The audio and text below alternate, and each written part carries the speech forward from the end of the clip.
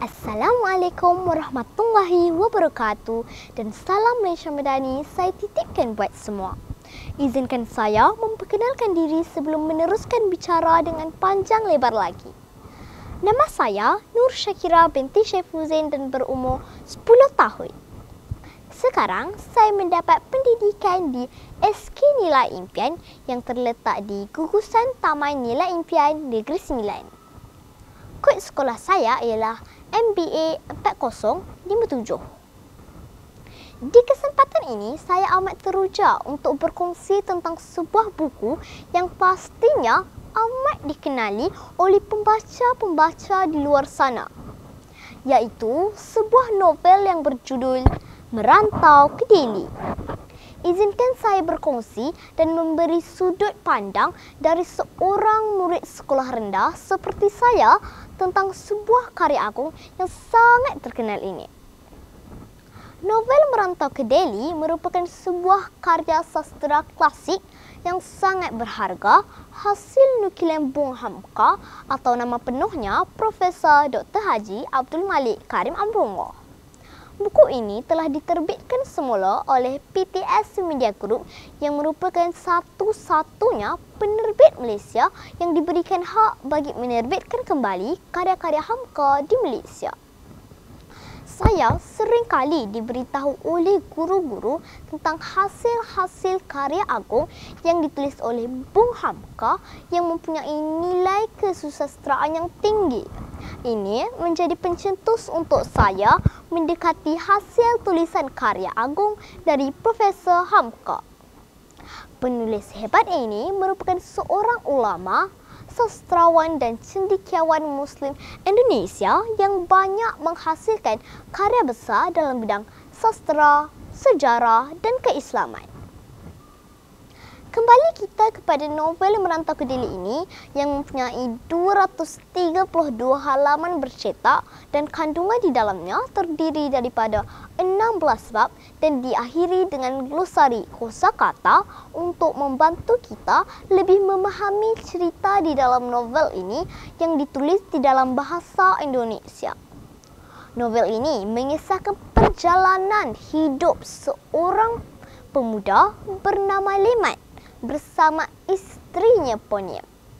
Kedua-duanya dari suku kaum yang berbeza, yang mana Leman dari kaum Minangkabau yang terkenal dengan adat berpatih dan Poniam pula dari suku kaum Jawa. Susah senang diharungi bersama walaupun pada awalnya mereka sukar menyelesaikan diri kerana latar budaya yang berbeza. Malangnya, kebahagiaan yang dikecapi bertahun tidak dikurniakan cahaya mata. Leman membawa Poniam pulang ke kampung halamannya di Padang.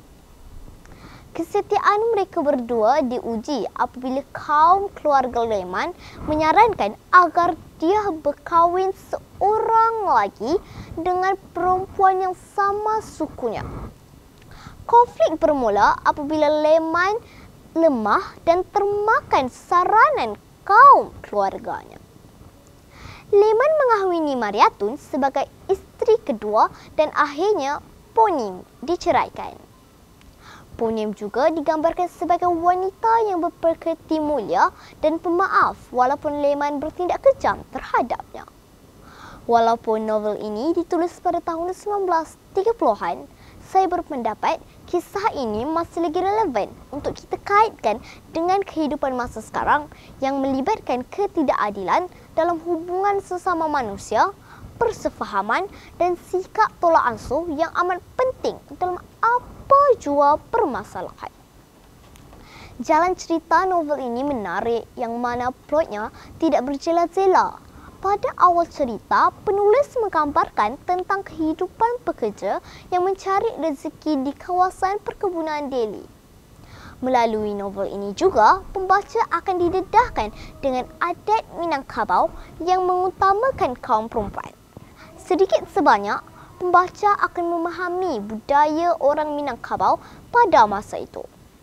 Novel ini boleh ditambah baik dari segi glosarinya kerana ada juga perkataan yang kurang difahami dan tidak dimasukkan dalam glosari. Terdapat juga ayat yang kurang saya fahami, mungkin kerana penggunaan bahasa lama dan bahasa Indonesia. Secara tidak langsung, ini memberi cabaran kepada murid sekolah rendah seperti saya untuk lebih memahami nilai bahasa sastera yang sangat puitis dan penuh nilai tersurat dan tersirat yang perlu difahami. Melalui Merantau ke Delhi, kita dapat mengambil pelajaran berharga tentang erti perjuangan dan pentingnya mempertahankan nilai-nilai budaya. Saya sangat menyarankan buku ini kepada sesiapa sahaja, terutama generasi muda, agar kita dapat menyerap hikmah yang terkandung di dalamnya. Semoga buku ini dapat menjadi inspirasi bagi kita semua untuk terus belajar, berusaha dan tetap berpegang teguh pada prinsip yang benar dalam menjalani kehidupan. Demikianlah yang dapat saya kongsikan tentang sebuah karya agung Bung Hamka, Merantau ke Delhi. Sekian, terima kasih.